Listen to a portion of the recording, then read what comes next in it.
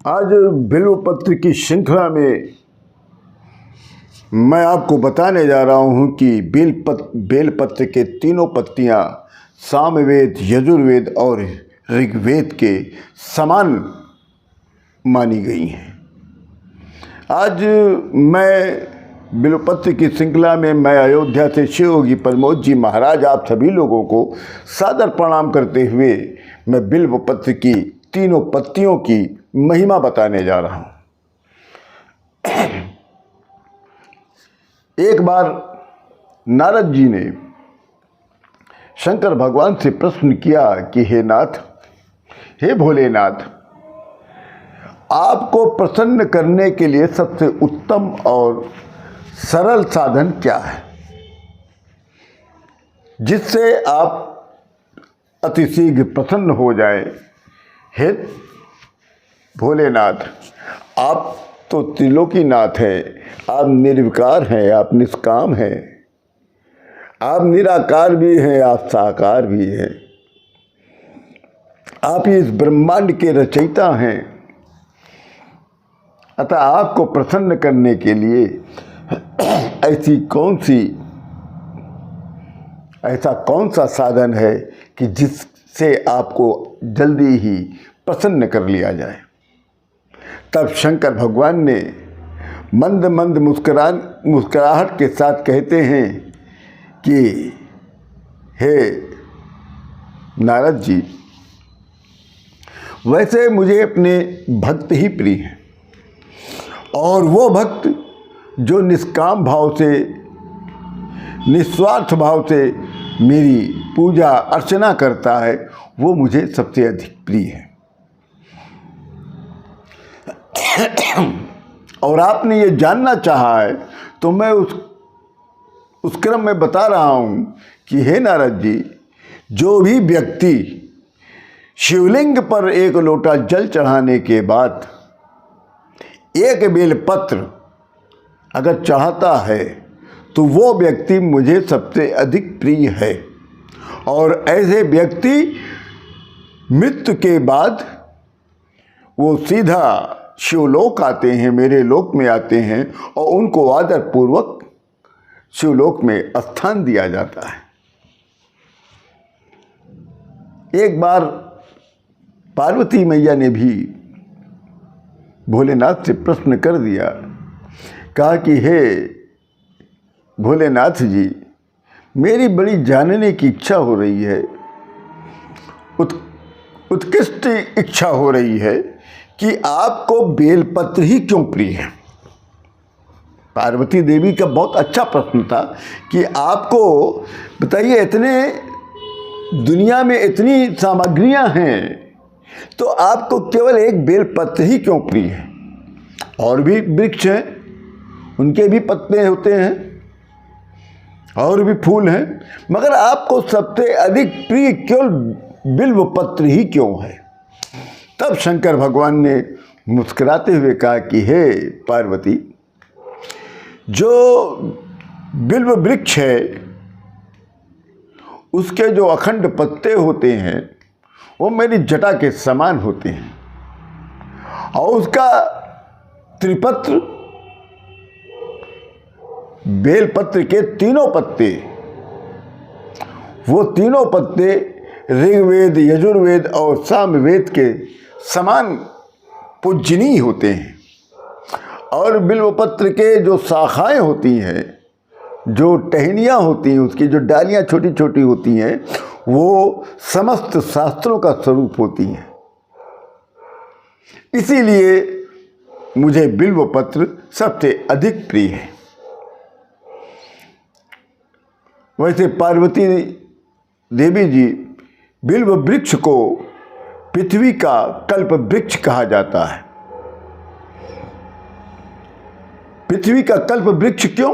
इसलिए कि उस बिल्व वृक्ष में ब्रह्मा, विष्णु और महेश यानी मैं, ये तीनों लोगों का उसमें वास होता है।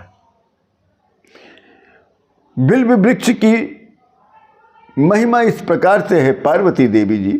तब शंकर भगवान ने कथा सुनाना शुरू कर दिया। कहा कि हे पार्वती, स्वयं महालक्ष्मी देवी ने शैल पर्वत पर बिल वृक्ष के रूप में जन्म ले लिया था। तब ये जैसे ये सुना कि महालक्ष्मी देवी ने शैल पर्वत पर बिल्व वृक्ष के रूप में अवतार लिया, तब उन्होंने पूछा कि हे नाथ, लक्ष्मी देवी को ऐसा कौन सा कारण आ पड़ा कि उनको बिल्व वृक्ष के रूप में अवतरित होना पड़ गया? जरा ये कथा मुझे विस्तार से सुनाइए। तब शंकर भगवान कहते हैं कि हे पार्वती, सतयुग में जो रामेश्वरम शिवलिंग है वो मेरे ज्योति रूप का अंश है। उसमें ब्रह्मा, विष्णु और मैं सभी का उसमें वास होता है, और सभी ने उस रामेश्वरम शिवलिंग की सभी ने पूजा अर्चना की। फलतः मेरे अनुग्रह से ही जब वहाँ विष्णु भगवान रामेश्वरम की पूजा कर रहे थे, तो मेरे ही अनुग्रह से वाग देवी जो हैं उनकी प्रिया हो गई, और वाग देवी भगवान विष्णु जी की सतत प्रिय हो गई। मेरे प्रभाव से कहा कि हे पार्वती, मेरे ही प्रभाव से भगवान विष्णु के मन में वाग देवी के लिए जितनी प्रेम हुआ वह स्वयं देखकर लक्ष्मी को नहीं अच्छा लगा। रामेश्वरम शिवलिंग की सभी ने पूजा अर्चना की। फलतः मेरे अनुग्रह से ही जब वहाँ विष्णु भगवान रामेश्वरम की पूजा कर रहे थे, तो मेरे ही अनुग्रह से वाग देवी जो हैं उनकी प्रिया हो गई, और वाग देवी भगवान विष्णु जी की सतत प्रिय हो गई। मेरे प्रभाव से कहा कि हे पार्वती, मेरे ही प्रभाव से भगवान विष्णु के मन में वाग देवी के लिए जितनी प्रेम हुआ वह स्वयं देखकर लक्ष्मी को नहीं अच्छा लगा। विष्णु जी के हृदय में वाग देवी का प्रेम देखकर लक्ष्मी जी चिंतित हो गई, रुष्ट हो गई। तब वो रुष्ट होकर वो शैल पर्वत पर चली गई, और जब शैल पर्वत पर गई हैं पार्वती देवी, तो वहाँ पर लक्ष्मी देवी ने मिट्टी का मेरा शिवलिंग बनाकर वहीं पर उग्र तपस्या करना प्रारंभ कर दिया। हे पार्वती, कुछ समय बाद महालक्ष्मी जी ने मेरे शिवलिंग विग्रह से थोड़ा ऊर्ध्व में एक वृक्ष के रूप में अवतार भी ले लिया। अब देखिए, उनका एक आंशिक अवतार भी हो गया, वो बिल्व वृक्ष के रूप में हो गया। अब उसी बिल्व वृक्ष की जो फूल थी, पुष्प था, और जो उसकी पत्ती थी अर्थात बिल्व पत्र था, उससे मेरे शिवलिंग पर पूजन करने लग गई। इस तरह से लक्ष्मी देवी को मेरे शिवलिंग का पूजन करते करते 1 करोड़ वर्ष बीत गया, जिसके कारण लक्ष्मी देवी को मेरा अनुग्रह प्राप्त हो गया। मैं प्रसन्न होकर, तब शंकर भगवान प्रसन्न होकर प्रकट हो गए, लक्ष्मी देवी से वरदान मांगने को कहा। तब महालक्ष्मी ने शंकर भगवान से वरदान मांगा, कहा कि हे नाथ, श्री विष्णु जी के हृदय में वाग देवी के लिए जो प्रेम प्रकट हुआ है वो समाप्त हो जाए। तब शिव जी बोले कि श्री विष्णु के हृदय में आपके अतिरिक्त किसी और के लिए प्रेम नहीं है। वाग देवी जो हैं, जो आप समझ रहे हैं कि वाग देवी का प्रेम उनके हृदय में है, ये आप गलत समझ रही हैं। वाग्देवी के प्रति तो केवल उनकी श्रद्धा है।